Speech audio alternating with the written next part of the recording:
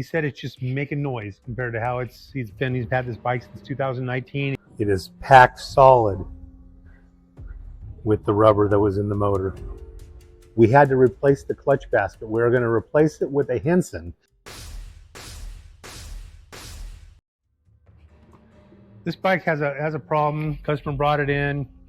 He said it's just making noise compared to how he's had this bike since 2019. He goes, it's definitely has a little bit of a knock, a little bit of a noise to it. We're going to tear it apart, and first we're going to see if we can find out what's making the noise. Got this rubber and this stuff everywhere. So we're going to take the oil pump out just to make sure it's clean. There's a screen down here that I can guarantee you by looking at it, it's going to be plugged. Okay, here's the screen. It is packed solid with the rubber that was in the motor. So if you would have rode this thing anymore, it would have got no oil and ruined all kinds of stuff.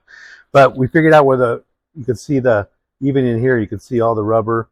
I'm sure when we split the case, we're going to find rubber everywhere.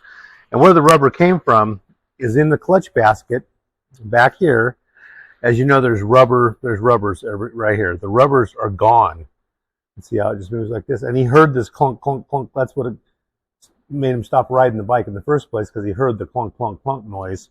So we've ordered a new Hinson clutch basket. Doesn't come with the gear, so we have to cut these rivets out.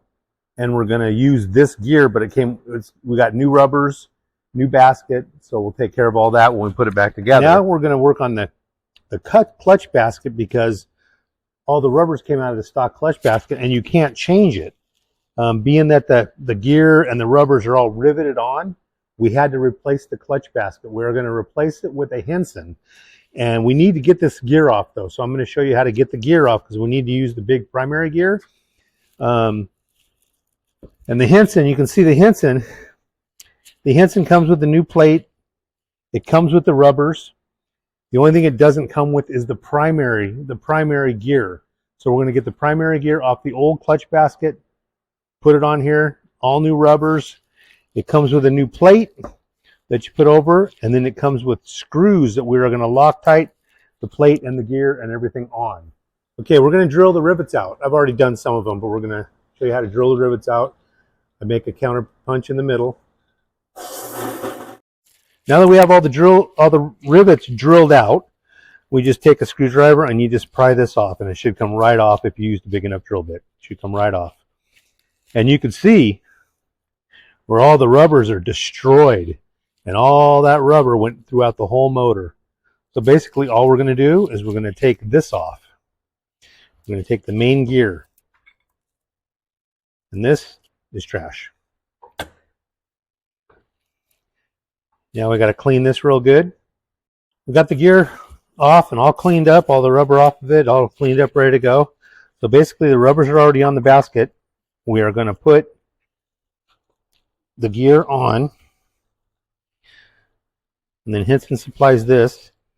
So this goes here, and then we're going to use lots of high strength Loctite. So we do not want these screws to come out.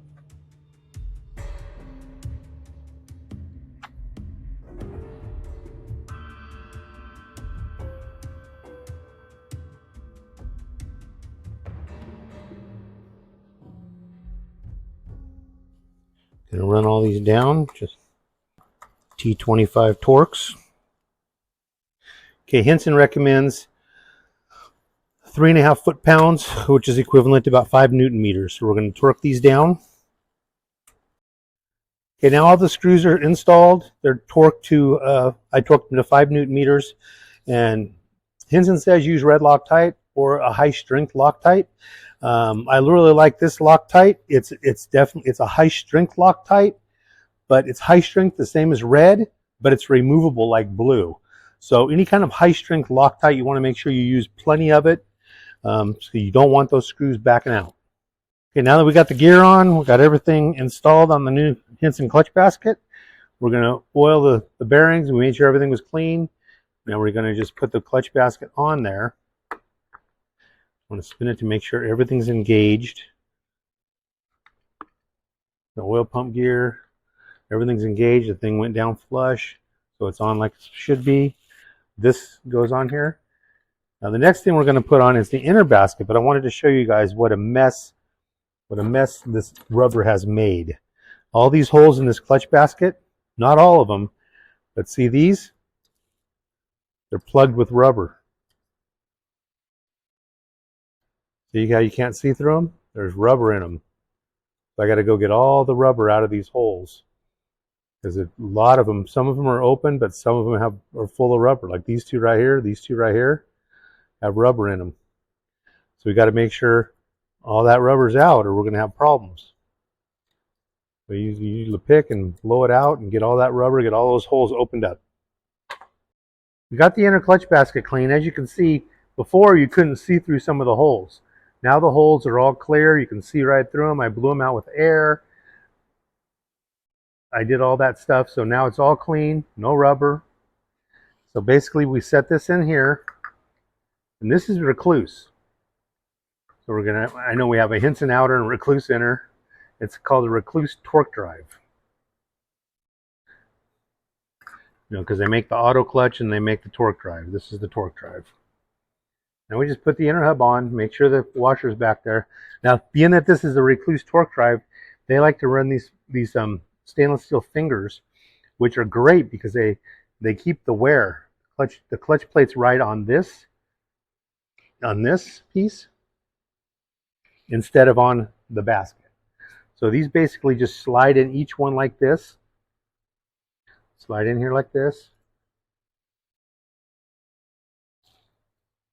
You got to put it in each one. Kind of a little bit of a hassle, but they do save the basket and let the clutch plates slide really nice, so you don't get any like chattering or anything clutches do. To slide on these stainless steel pieces really nice, and it won't ever wear the clutch basket out. That's what's kind of nice about them.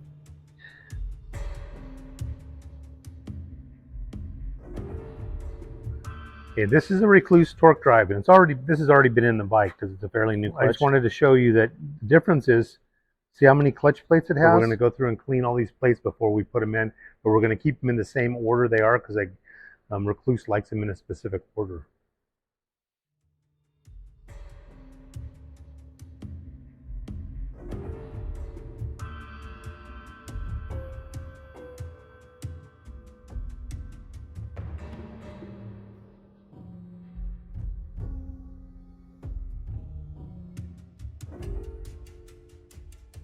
Okay, we've got the nut on, torque to spec. All the nuts are on, torque to spec. We flipped the little hold downs down. Even though it has hold downs, I still like to put a little bit of Loctite on there.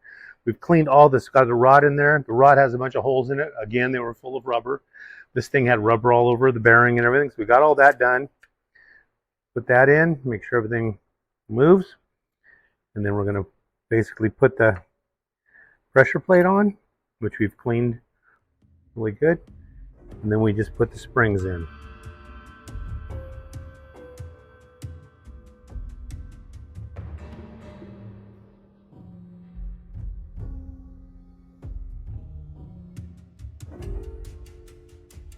Our 19 CRF 450 project, it is done. Pretty much everything clean and gone through and blown out because there was rubber everywhere, even in the oil pump, everything. So it's all new. We refreshing the suspensions fresh, the shocks fresh. So basically, this bike's like brand new.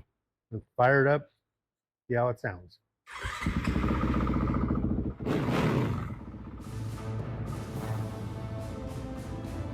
Ready to go.